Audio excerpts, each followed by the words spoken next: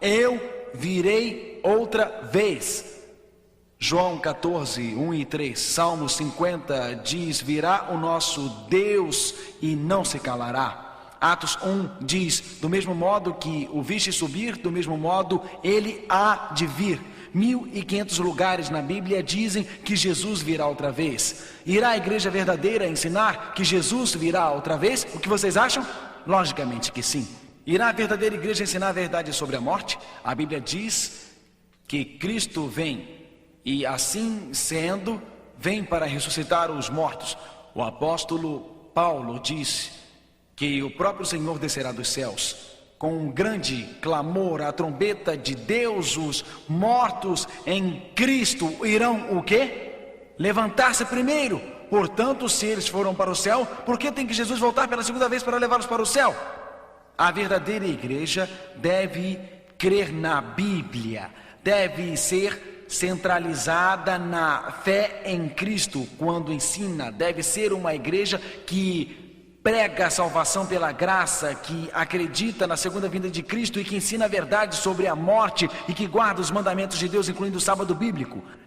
Ela deve ser assim porque a Bíblia diz: se você quer encontrar os remanescentes, a igreja dos últimos dias. Pessoas me falam: pastor, por que você é um adventista do sétimo dia? Eu não sou um adventista do sétimo dia porque eu nasci como um adventista do sétimo dia. Eu nasci em um adorável lar católico. Eu nasci e fui ensinado junto ao altar pelos padres. Me preparei para participar na missa com os padres. Mas ao estudar a Bíblia, eu aprendi que a Bíblia é a única fonte de fé. Eu aprendi que Jesus é meu Salvador. Eu aprendi que Jesus está voltando logo. Eu descobri que Deus tinha um grupo de guardadores do sábado, baseado no livro de Apocalipse. Adventistas do sétimo dia não são simplesmente outra denominação, mas eles são um movimento divino que Deus tem levantado, baseado em profecias. Aqui está a paciência dos santos. Aqui estão os que guardam os mandamentos de Deus e têm a fé de Jesus. Não me entendam mal. Existem cristãos maravilhosos em cada denominação. Eles amam a Jesus e a salvação não depende de qual a igreja que você pertence. Não é, amigos? Salvação é o quanto você conhece Cristo e se apaixona pela sua verdade. Uma coisa é estar na igreja verdadeira, mas é outra coisa ter uma paixão por Cristo e não amar a verdade. Deus está guiando todos, homens e mulheres, de volta para a verdade de sua palavra. O que é que o texto bíblico diz? Aqui está a paciência dos santos. Aqui estão aqueles que guardam os mandamentos de Deus e têm a fé de Jesus. Duas características distintas dos remanescentes são estas: amavelmente obedecem os mandamentos de Deus e têm o testemunho de Jesus Cristo. Eu fico pensando, Apocalipse 12 fala deste testemunho de Jesus, mas o que será isto? Vocês se lembram? Em Apocalipse 12, 17 fala que o dragão está irado com a igreja e saiu para guerrear com os remanescentes, ou sua semente que guarda os mandamentos de Deus e tem o testemunho de Jesus. O que será este testemunho de Jesus? João viu um anjo descer, a Bíblia fala: eu caí aos seus pés para adorá-lo. Ele me disse: não faças tal, pois eu sou teu servo e vocês são irmãos que têm o testemunho de Jesus. Este anjo que desceu do céu iria trazer para João, na ilha de Patmos, uma testemunha ou testemunho de Jesus. João queria adorar este anjo. O anjo disse: não o faças. Mas estou trazendo para você, João, o dom da profecia, o espírito de profecia que tem pulsado no peito de cada profeta do Velho Testamento. O testemunho de Jesus, de acordo com a Bíblia, é o dom de profecia. Adoram a Deus, pois têm o testemunho de Jesus. Leiam comigo, é o espírito de profecia. Apocalipse 19, 10. Então a igreja verdadeira de Deus, o dragão está irado contra ela e saiu para guerrear contra os remanescentes de sua semente, a última igreja que guarda os mandamentos de Deus e tem o testemunho de Jesus. E o testemunho de Jesus, todos juntos, é o quê? O espírito de profecia. O Deus que guiou a igreja através da história com o dom de profecia, iria guiar sua igreja dos últimos dias com o espírito de profecia. Exatamente antes da segunda vinda de Cristo, iria se erguer um movimento divino, um movimento de destino divino baseado nas profecias do Apocalipse, que seria diferente do que qualquer outra denominação, porque guardaria todos os mandamentos, a fé apostólica do passado, e seria guiado pelo dom de profecia. Vamos ler Coríntios. Vocês concordam com Paulo? Eu concordo, até mesmo com o testemunho de Jesus. O que é que o testemunho de Jesus é? O dom de profecia.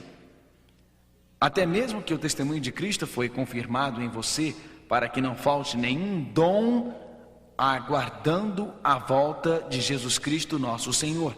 1 Coríntios 1, versos 6 e 7.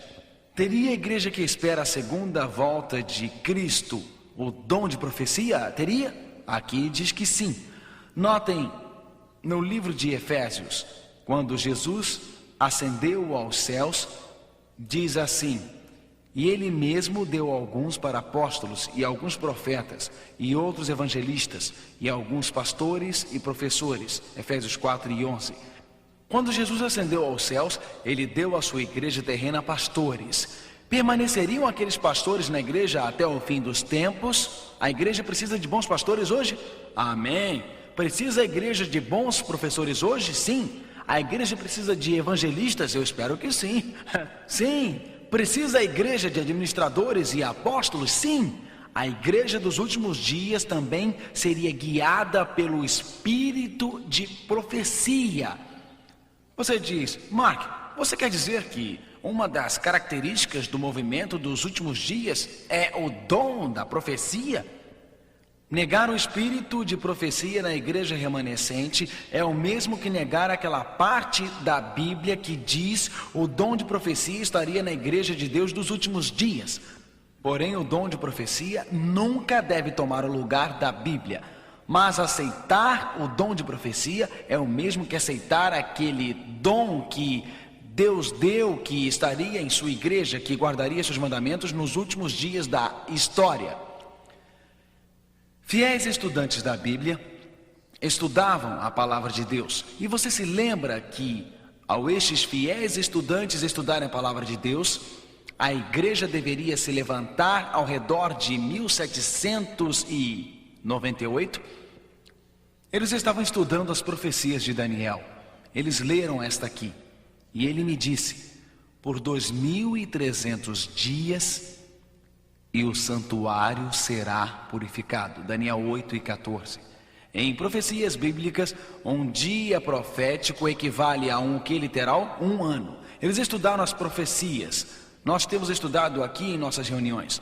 Temos visto que esta profecia dos 2300 anos, que começou 457 a.C., e se você tem vindo, nós temos estudado que esta profecia se acabou em 1844, que desde 1844 temos estado vivendo no que a Bíblia chama de o tempo do fim, o tempo quando o evangelho deve ir a todo mundo, o tempo em que temos que nos preparar para a volta de Jesus.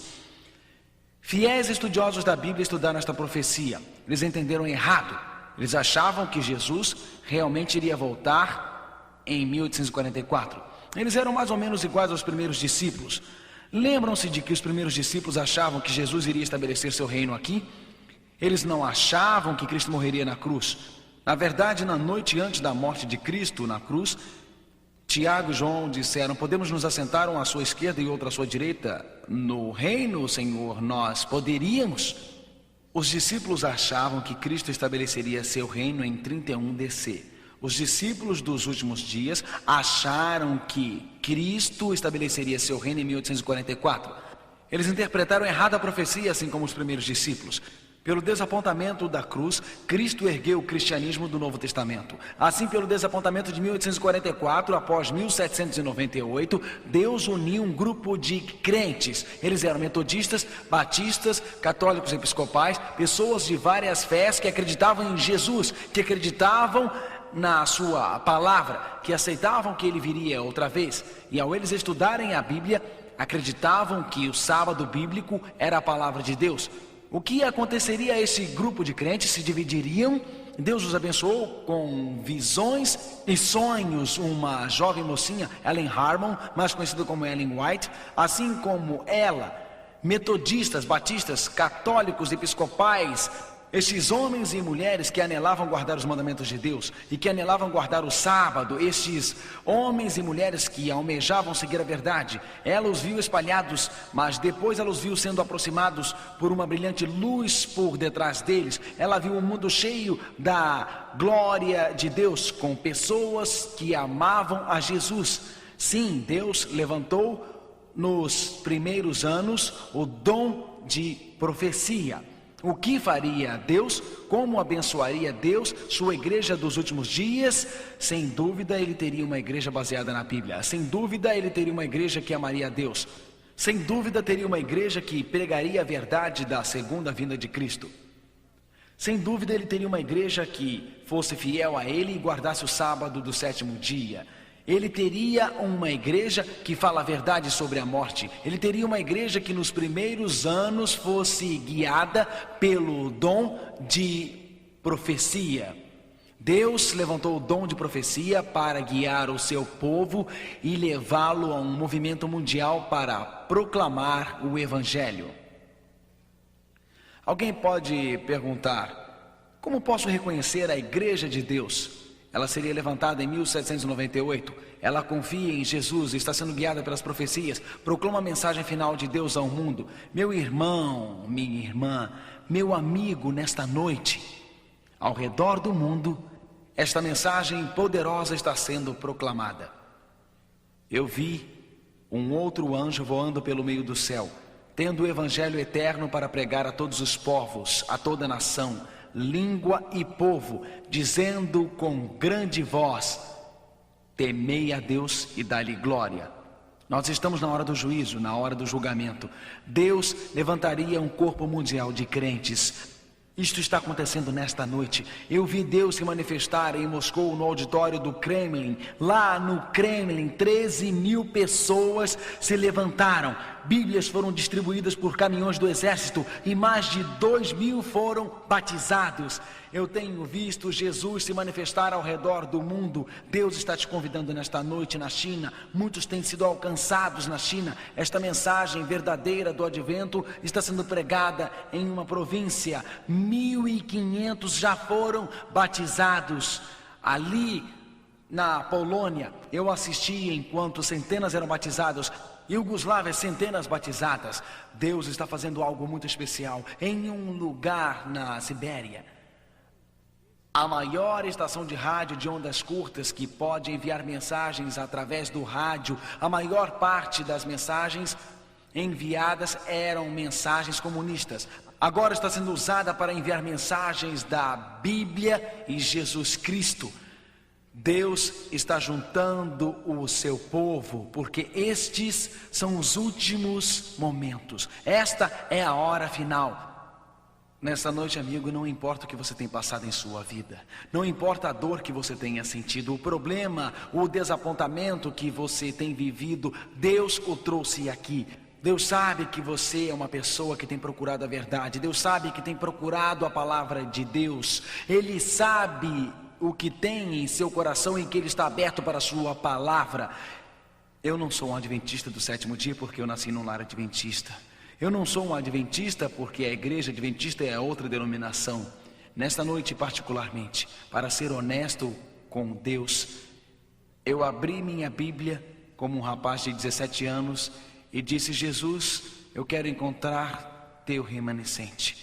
Deus disse: aqui estão os que guardam os meus mandamentos e têm a fé de Jesus Cristo.